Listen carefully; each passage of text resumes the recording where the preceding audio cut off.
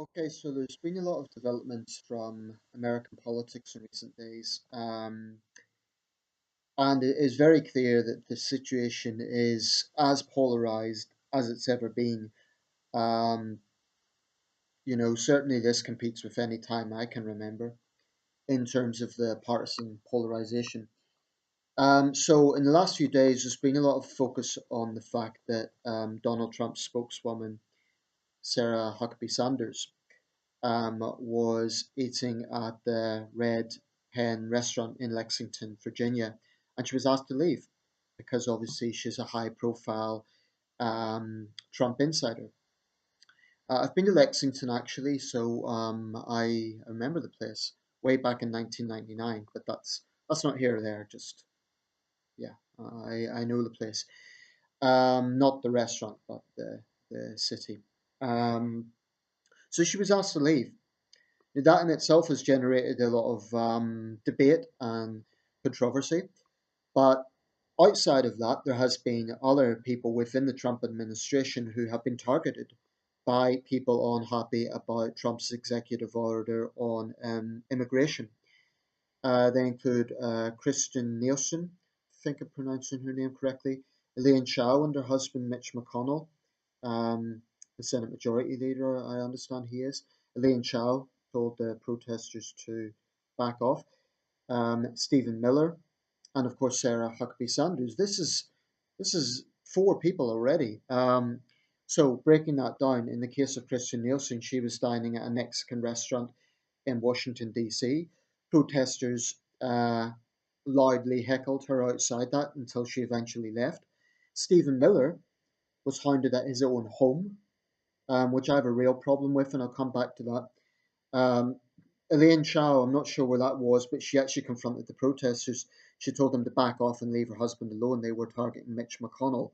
How does he sleep at night? So the situation is very tense, and it's generated a lot of heated back and forth between right and left, between Trump supporters and Trump critics, and between rival news networks. So this is my take on it.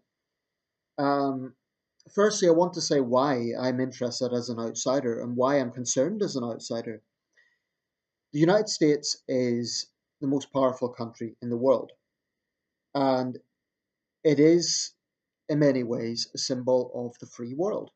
I don't think it's the only democracy, I don't think it's the only country that has fought for liberty, but it certainly, it has the values that are shared by Western liberal democracies. And we have a situation ever since Trump's become president, and no, I'm not blaming it just on Trump, but the polarization, like I say, seems to be getting to a point where it's getting quite concerning. And I'm wondering, at some point, there's going to be some sort of political violence, some sort of assassination or something. I think it's a very risky situation. Given the history of political violence in the United States, it wouldn't be an out there speculation.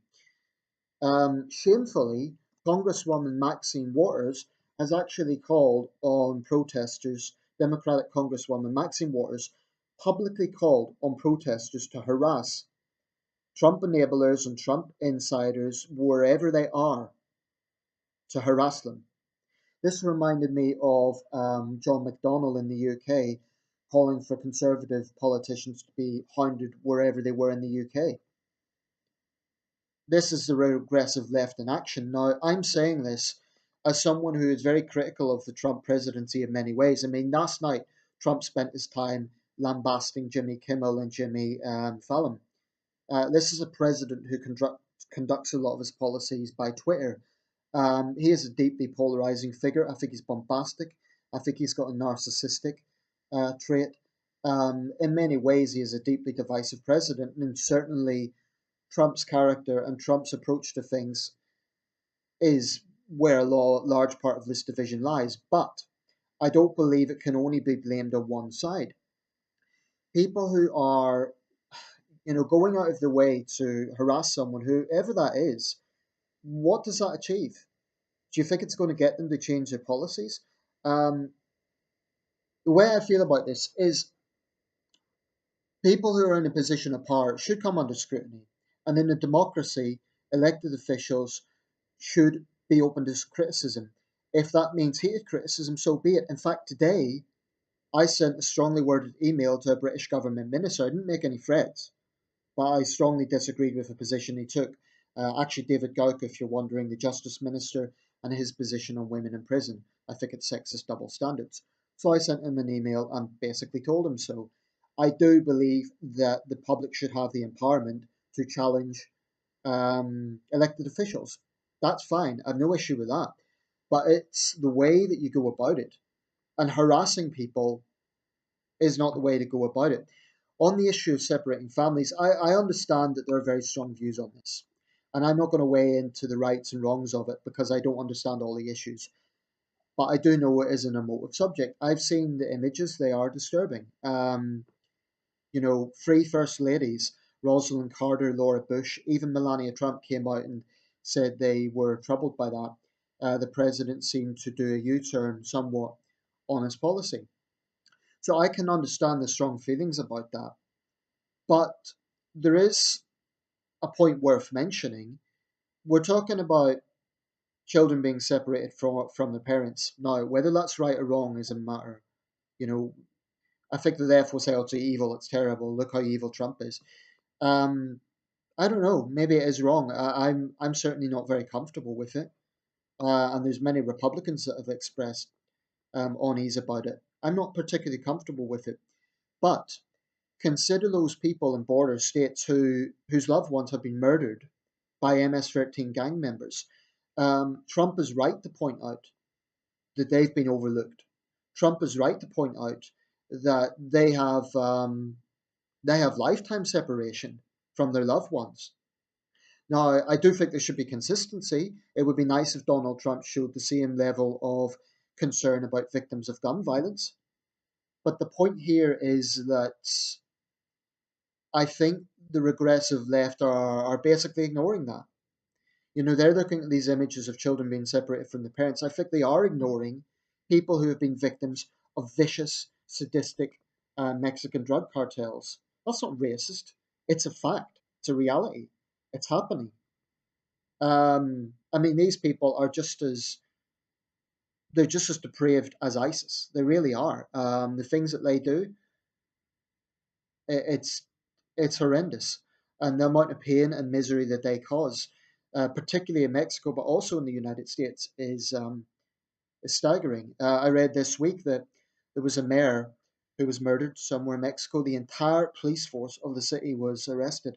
That's the situation in Mexico right now. So Donald Trump is right to say that this issue needs to be a priority.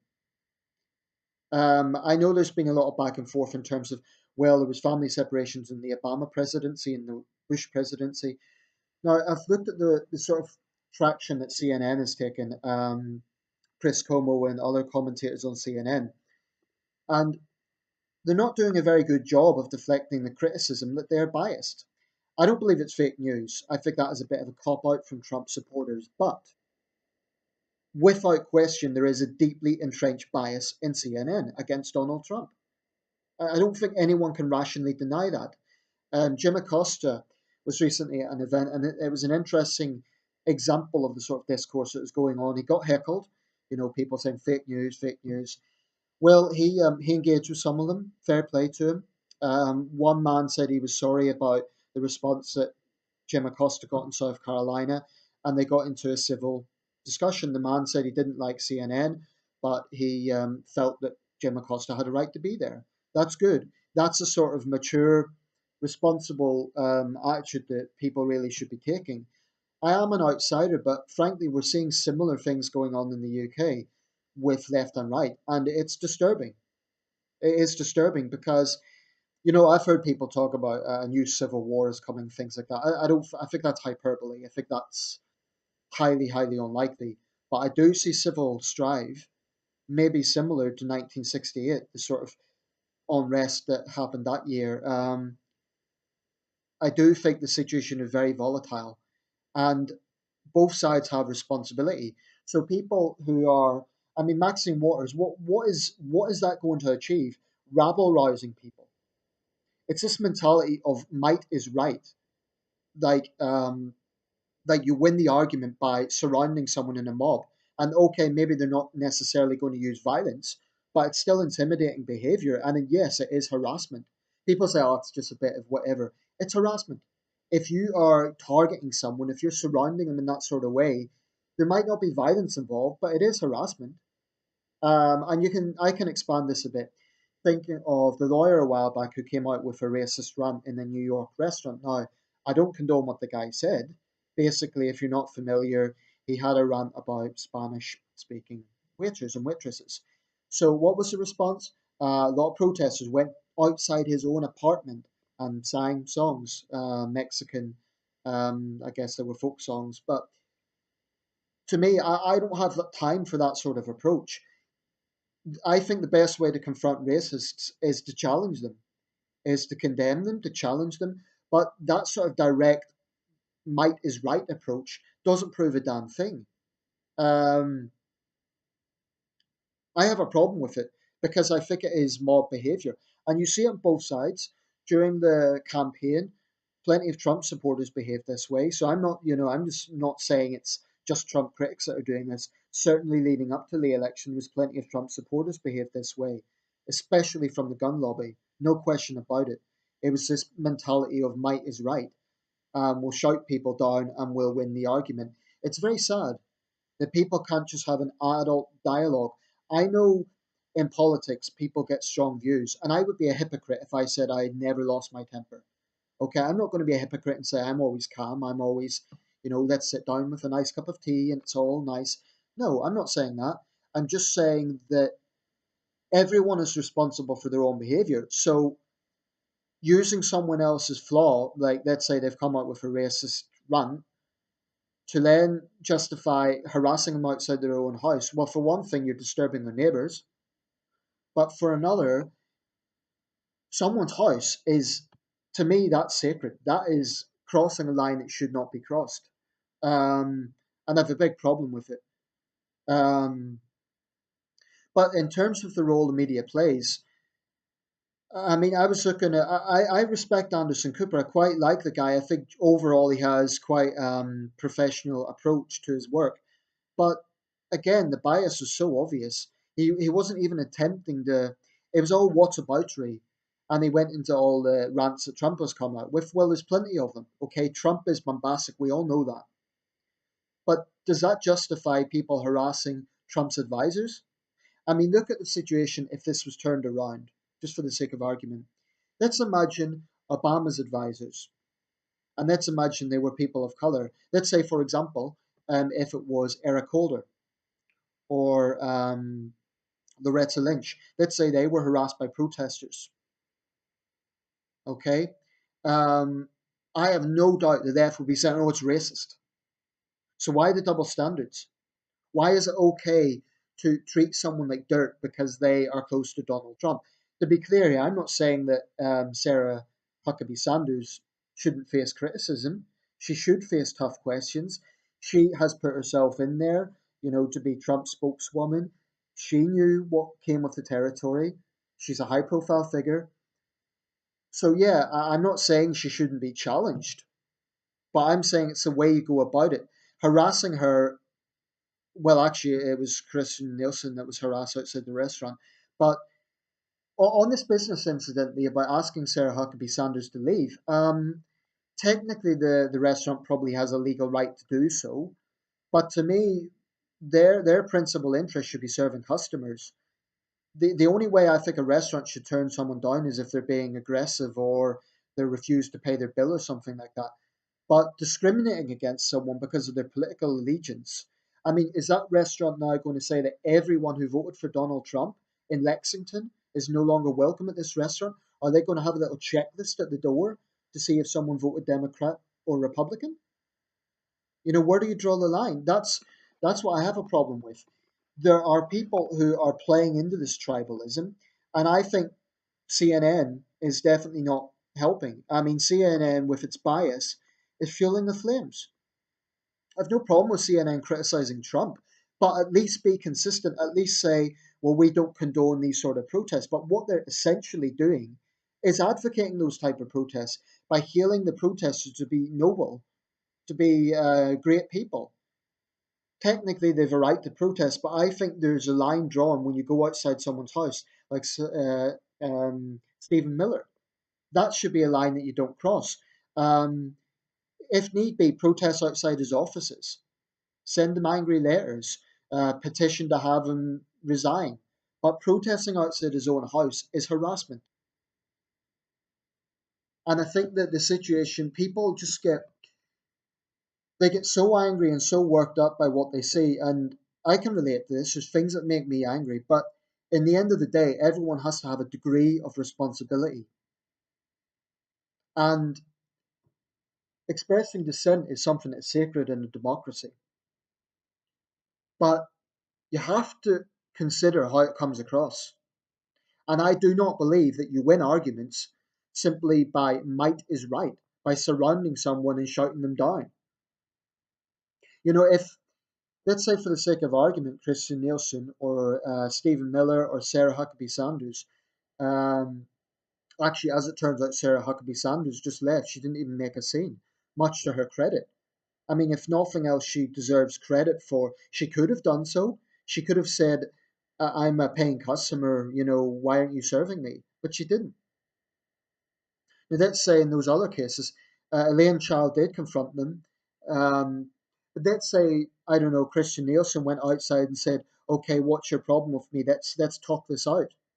I very much doubt those people would have wanted to debate with her. They would have just yelled at her because that's what we are seeing right now, and it's it's really unsettling because when you get the situation of mob rule, and I believe mob rule isn't just about violence, it's not just about burning cars, it's about might is right as an idea. Like we have strength of numbers, so we are right. Frankly, that's a cards mentality. If it's not that I support the policies, that's not the issue here. It's about the way you go about it. And for Maxine Waters to get up there and actually advocate that people harass Republicans and Trump insiders, put it this way, if any harm comes to them, she will be responsible, at least partly responsible. She will have blood on her hands if any harm comes to those people. And I'm consistent on this. I remember when Congresswoman Gabrielle Giffords was shot. I believe Sarah Palin was partly culpable for that, for um, the rabble-rousing rhetoric that she came out with. Elected officials, yes, they have a responsibility to be honest. They also have a responsibility to be responsible. Now, as Anderson Cooper pointed out, this starts at the top. It starts with the president. That's a very valid point. And Trump is a terrible, terrible president in terms of he's one of the most polarizing figures in American history, if not the most polarizing president. Um, I mean, this man doesn't even try to be diplomatic. So I totally agree with that. It should start with the president, but that doesn't mean no one else has responsibility. It doesn't mean that everyone else is children and aren't responsible for their actions. Anyway, I'll leave it there for now. Actually, I'll add one more point because I wasn't sure if I was going to make a separate video about this or not, so I'll just mention it briefly. Roseanne Barr, um, who of course attracted controversy recently for the racist tweet. She apparently has made a tearful apology and she regrets it, etc. Well, this again comes down to the sort of way that people respond to things. That what we're seeing is that public figures can be absolutely have to be very careful with what they say because the backlash can be so intense. And I'm not for a second condoning what she said, but actually that probably will warrant another video. So stay tuned. I'll be talking about the power of social media. But just the discourse in the United States right now, that's troubling because America is in some ways could be a template for the Western world. That's not to say that you don't have tensions in other countries, but when the world's most powerful country is facing political instability, it's a very unsettling situation. Maxine Waters should be ashamed of herself for advocating that. Just imagine had a Trump advisor or a Trump insider advocated, that sort of behavior against Democrats. I mean, to be fair, Trump himself, the sort of rhetoric he was using against Hillary Clinton during the election. I really think that this comes down to collective responsibility. And everybody has to say, is what I am doing making anything better? So going outside someone's house and yelling at the top of your lungs, it might make you feel good, but is it going to make them change their policies? I heard today that Sarah Huckabee Sanders is now getting Secret Service protection. That's disgraceful. People say, oh, why does she need it? It's a waste of taxpayers' money. Well, then call out the protesters that are making that situation necessary because it's a security risk. What's to stop someone trying to attack her physically? So there's a lot there to think about. I am an outsider, but like I say, we're seeing similar issues here, and I think it's depressing, and I just hope that people start acting more responsibly. Yes, it should start with the president, but it also comes down to networks, reflecting on their own bias. It's fine for CNN to criticize Trump's rants. I have no problem with that, but at least be consistent. At least don't advocate and try to downplay and condone the nature of these sort of protests, because that's essentially what CNN is doing, supporting it. I mean, what sort of news network does that? Actively takes a position in protests. That is about as I don't expect news networks to be absolutely 50% neutral, but my God, have some degree of responsibility and don't publicly say, "Oh, we support these protests." At least why not have one of those protest leaders on and say, "Well, do you not think that these methods are going to polarize people? Do you not think that this will help Trump be re-elected in 2020?" Why will CNN not do that? Now, to be fair, they said that they've reached out to people, um, but the bias is there, so there is an inherent. If I was a Trump insider, I'd be reluctant to go on CNN because I would be thinking I'm going to be set up here. I'm going to have three pundits coming at me, and there's you could see it on the other side during the Obama presidency. Fox mercilessly hammered Obama and his insiders. So big networks have a lot to answer for, in my opinion. And I'll leave it there. And the new thoughts.